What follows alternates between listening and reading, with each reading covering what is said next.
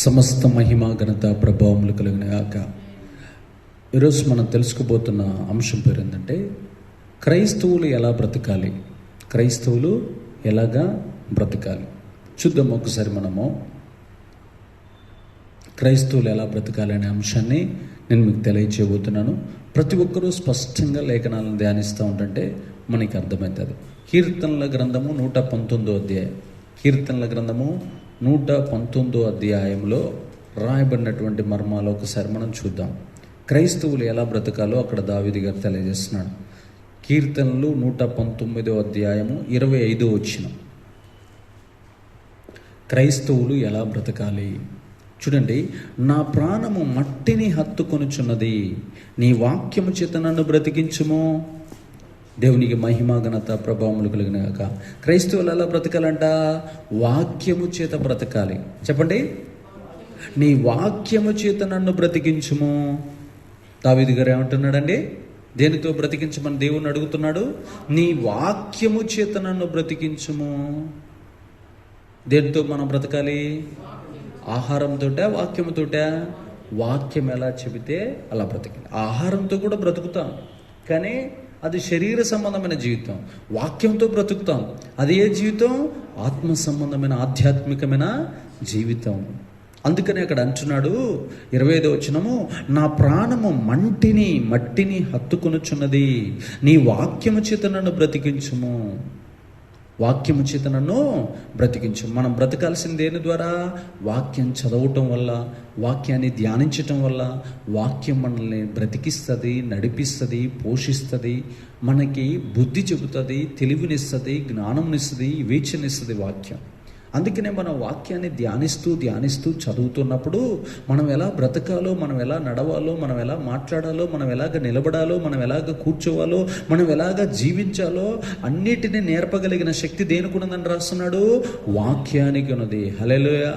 చాలామంది ప్రార్థనలు గంటలు చేస్తారు కానీ వాక్యం చదవరు. కానీ ప్రార్థన చేసినంత మాత్రాన నువ్వు కుంటోడితో సమానమే. వాక్యం చదవకపోతే నువ్వు గుడ్డిదానివే. నువ్వు గుడ్డితనంతో, కుంటితనంతో జీవిస్తే దానివల్ల ఉపయోగం ఉందా?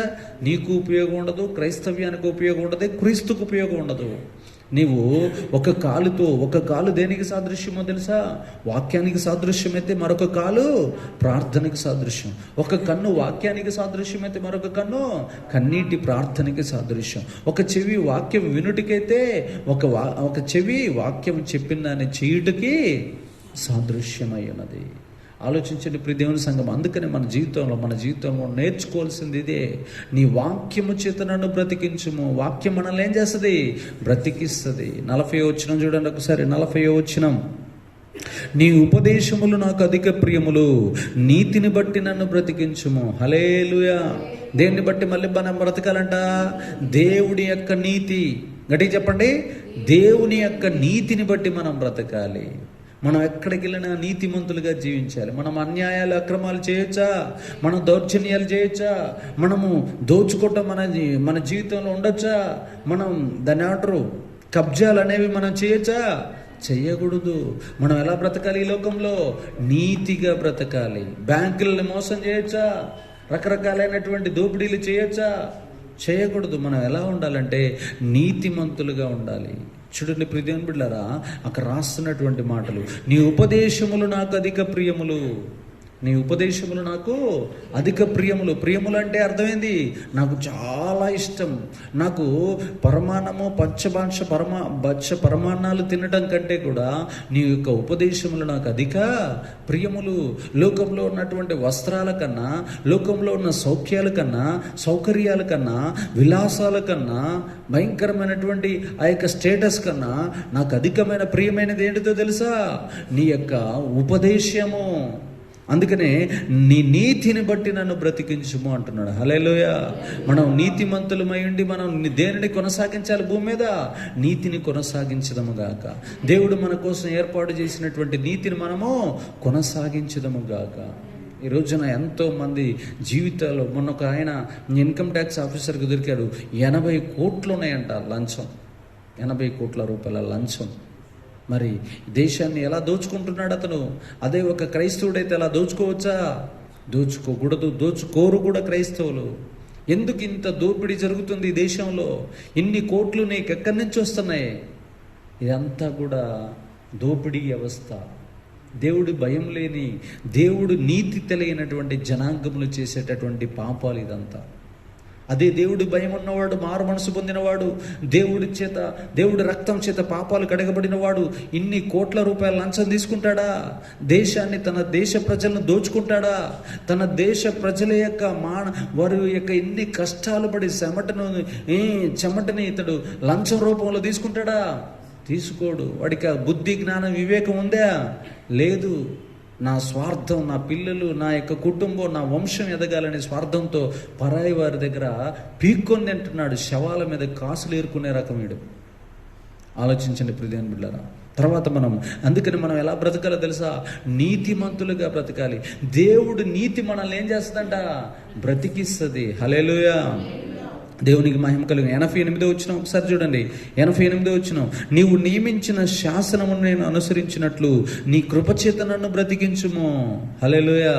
నీవు నియమించిన శాసనము నేను అనుసరించినట్లు, నీవు నియమించిన ఏ శాసనాలైతే నేను వాటిని అనుసరించినట్లు నీ కృపచేత నన్ను బ్రతికించుము. నేను ఈ రోజున బ్రతుకుతున్నానంటే కృప. నాకున్న బలము, నాకున్న ధనము, నాకున్న కులము, నాకున్నటువంటి అందము, నాకున్న విద్య, నాకున్నటువంటి సౌకర్యాలను బ్రతికించట్లా. ఈ రోజున కరోనా వైరస్ యొక్క ఆ ప్రభావం మా మీదకి వచ్చి దాడి చేయకుండా ఉంది అంటే కారణము నీ కృప, నీ కటాక్షమయ్యా. నేను బ్రతుకుతున్నానంటే, నా పిల్లలు బ్రతుకుతున్నారంటే, నా కుటుంబం బ్రతుకుతుందంటే, నేను ఈ రోజున బ్రతికి బట్ట కడుతున్నానంటే కారణము నీ కృప, నీ కృప, నీ కృప. నీ శాసనాలను నేను పాటిస్తున్నాను కాబట్టి నీ కృప చేత నన్ను బ్రతికించుము. నా మీద ఎప్పుడు కరుణ కలిగి ఉండము, నా మీద ఎప్పుడు జాలి కలిగి ఉండము, నా మీద ఎప్పుడు కటాక్షము కలిగి ఉండము, నా ఎడల ఎల్లప్పుడూ దయ కలిగి ఉండము. నీ కృపకు నేను వారసుని. నన్ను బ్రతికిస్తున్నందుకు నేను ఉదయం సాయంత్రం ప్రార్థన చేసి కృతజ్ఞతాస్తుతులు నీకు తెలియజేస్తాను. నేను ఆహారం తినేటప్పుడు నీకు కృతజ్ఞతాస్తుతులు తెలియజేస్తాను. నేను మంచి బట్టలు వేసుకునేటప్పుడు నీకు కృతజ్ఞతాస్తుతులు తెలియజేస్తాను. కాబట్టి నీ కృప చేత నన్ను బ్రతికించుము. ఈ రాత్రి కాలంలో నేను పడుకుని మంచం ఎక్కబోతున్న ముందు కూడా నేను నీకు కృతజ్ఞతాస్తుతులు చెల్లిస్తాను. కాబట్టి రేపు నేను బ్రతకడానికి నాకు కృప చూపించుము. హల్లెలూయా. నీ కృప చేత నన్ను బ్రతికించుము. 107వ వచనం ఒకసారి చూడండి. 119వ అధ్యాయం 107వ వచనం. 107, యెహోవా నేను మిక్కిలి శ్రమ పడుచున్నాను, నీ మాట చొప్పున నన్ను బ్రతికించుము. హల్లెలూయా. 4వది ఎలా బ్రతుకుతారంటే క్రైస్తవులు, దేవుని యొక్క మాట చేత నన్ను బ్రతికించుము అని అడుగుతున్నాడు దావీదు గారు. దేని ద్వారా అంట బ్రతకాలి? మనము దేవుని యొక్క మాట ద్వారా బ్రతకాలి. ఒక రోజున భర్త భయంకరంగా భార్యను కొడుతున్నాడంట. కొడతా ఉంటుంటే ఆ అమ్మాయికి చనిపోవాలని ఉందంట. ఆయన ఏదో ఒకటి సూసైడ్ చేసుకుని చచ్చిపోదామని, ఎట్లయినా సరే ఈ నరకయాత్ర నుంచి బయటపడదామని. ఒకవైపు ఏ అవకాశాలు లేదు, అటు తల్లిదండ్రులు లేరు, అటు అత్తమామలు ఆదరించట్లేదు, ఇటు భర్త గౌరవించట్లేదు. ఇంకా లాస్ట్కి నేను సూసైడ్ చేసుకోవటమే మంచిది అనే ఆలోచనలో ఉంటే ఆమెకి దేవుని మాట గుర్తొస్తుందంట. నేను ఆత్మహత్య చేసుకుంటే నరకానికి వెళ్ళిపోతాను. నా లోపల నాకు తెలియకుండానే దేవుడు ఆత్మను పెట్టాడు. ఆయన పంపించిన ఆత్మను నేను చంపేయొచ్చా అని ఆమె చెవుల్లోనంట గింగిరాలు తిరుగుతుందంట దేవుడి మాట. ఆ మాటను బట్టి అంట భర్త ఎంత టార్చర్ చేసినా, మొన్న రీసెంట్గా నేను వెళ్తే చెప్తుంది ఆ మాట.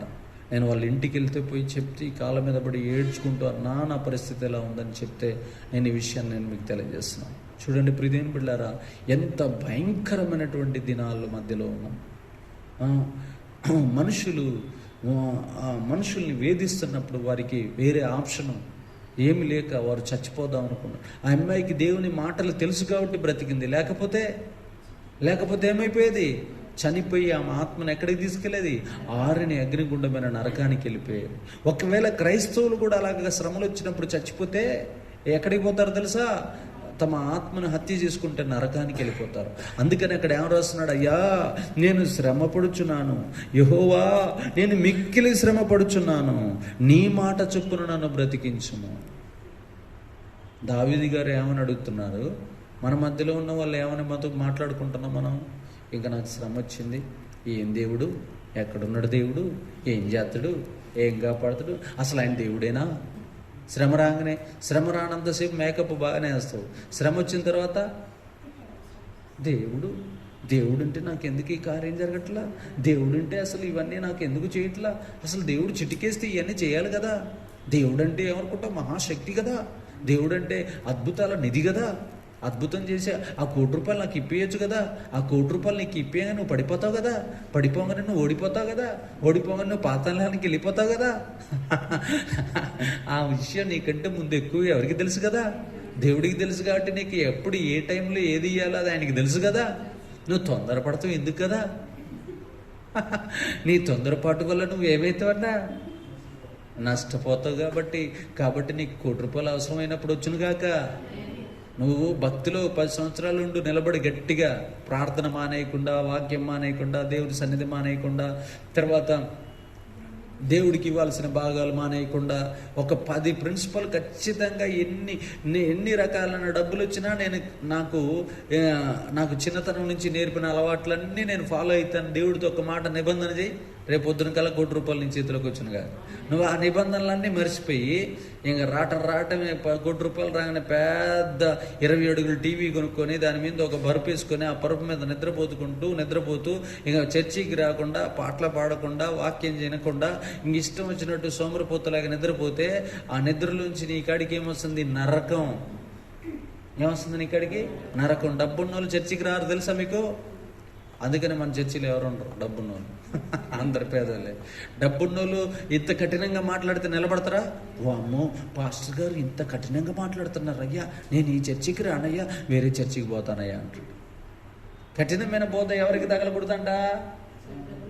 డబ్బున్నోళ్ళకి కఠినమైన బోధ వింటారా? వినరు. చచ్చినట్టు వాళ్ళు వెంటనే చర్చిని మార్చేస్తారు. ఎందుకు చర్చిని మార్చేస్తారు తెలుసా? అక్కడ కఠినమైన బోధ ఉండదు కాబట్టి. వాళ్ళంతటి వాళ్ళు ఒక బోధకుని తయారు చేసుకొని అడిగిపోయి ఆడ కూర్చొని ఇంక సోఫాల చెట్టులో ఏసీ కింద కూర్చొని హ్యాపీగా నిద్రపోయి వస్తారు. ఏం చేసేస్తారమ్మా? హ్యాపీగా అక్కడికి పోయి ఏసీ కింద నిద్రపోయి నోట్లో ఒక 4-5 పాన్ పరాకులు వేసుకొని హ్యాపీగా ప్రశాంతంగా అవి ఒక 3-4 కిల్లీలు లోపల వేసుకొని, ఆయన ఎంతో దూరంలో ఉంటాడు. 10,000 మంది ఉంటారు కదా, వాళ్ళు 1,00,000 మంది ఉంటారు కదా ఆడ. ఇంకా వాళ్ళంతా ఆయన దగ్గరకు వచ్చి చూడ్డ కాబట్టి హ్యాపీగా 4-5 గుట్కాలు లోపల వేసుకుంటాడు. ఆ గుట్కా బాగా ఆడ సారం, వాక్య సారం ఇటొత్తంటే ఈ సారాన్ని లోపల మింగుతూ ఉంటాడు మనోడు. ఈ పక్కన బీర్ బాటిల్ ఒకటి తీసుకుపోతాడు, వాటర్ బాటిల్లోనే బీరు పోసుకొని లోపలికి పోతాడు. ఇంకా పోయి సిప్ అండి అంటాడు. సిప్పు ఏం సిప్పు? కూల్ డ్రింక్ సిప్ అంటాడు, కానీ లోపల ఉంది బీర్ సీసా. అక్కడ ఉన్నటువంటి స్టేజ్ మీద ఉన్న ఆయనకి అది కనపడదుగా. ఆయన అనుకుంటాడు వాటర్ బాటిల్లో తెచ్చుకునేది వాటర్లే అనుకుంటాడు. అది క్వార్టర్ అన్న సంగతి ఎన్ని రోజులుగా తెలుస్తుందో. పక్కనున్న అబ్బా ఎంత బాగుంది మందిరం అనుకుంటారు.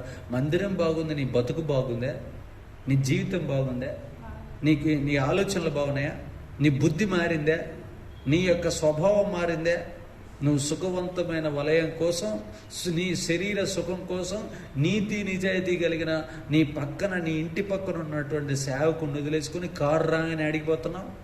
కారు రానప్పుడు అంతకాలం ఎక్కడున్నావు నువ్వు ఆ కూలిపోయిన, ఆ ఇరిగిపోయిన స్కూటీ మీద ఉన్నంతకాలమే ఈ చర్చికి వచ్చినవా? ఒక్కసారి కారు రాగానే నువ్వు అడిగిపోతున్నావా? కారు వేసుకొని అందనంత దూరం పోతావు. నువ్వు అందనంత దూరమే పోతావు. ఎందుకో తెలుసు? ఆ కారు ప్రయాణంలో నువ్వు కొట్టుకొని పోతావు. నాకు ఆ విషయం తెలుసు. అర్థమవుతుందా?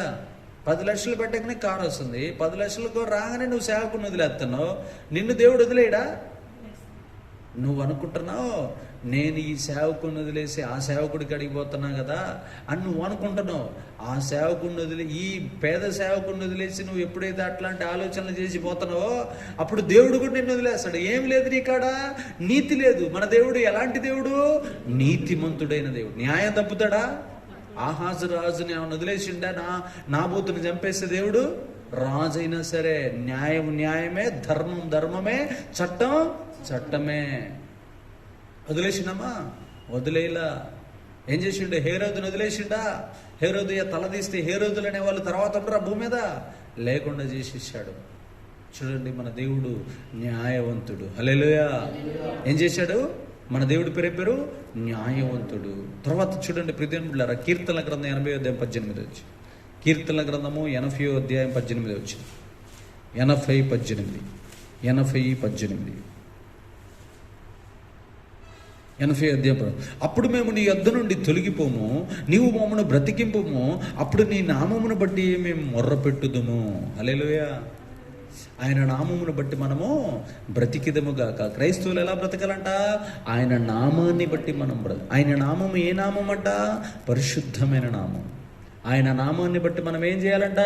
బ్రతకాలి. గట్టి చెప్పాలి. ఆయన నామమును బట్టి మనము బ్రతకాలి. ఎవరి కోసం బతుకుతున్నావు అంటే మా ఆయన కోసం కాదమ్మా, మీ ఆయన కోసం కాదు నువ్వు బతకాల్సింది. యేసయ్య నామం కోసం బ్రతికిదముగాక. ఎవరి కోసం మనం బ్రతకాలి? యేసయ్య నామము కోసము, యేసయ్య పరిశుద్ధత కోసము, యేసయ్య నీతి కోసము, యేసయ్య కృప కోసము, యేసయ్య ఆత్మ కోసము, యేసయ్య అభిషేకం కోసము, యేసయ్య బలము కోసము మనం బ్రతికిదము గాక. యేసయ్య సంఘ నిర్మాణము కోసము, యేసయ్య రాజ్య వ్యాప్తి కోసము, యేసయ్య నామం కోసం ఎన్ని శ్రమలైనా భరించటం కోసము, యేసయ్య సువార్త ప్రకటించటం కోసం మనం బ్రతికిదము గాక. ఎందుకు క్రైస్తవులు బ్రతకాలంట?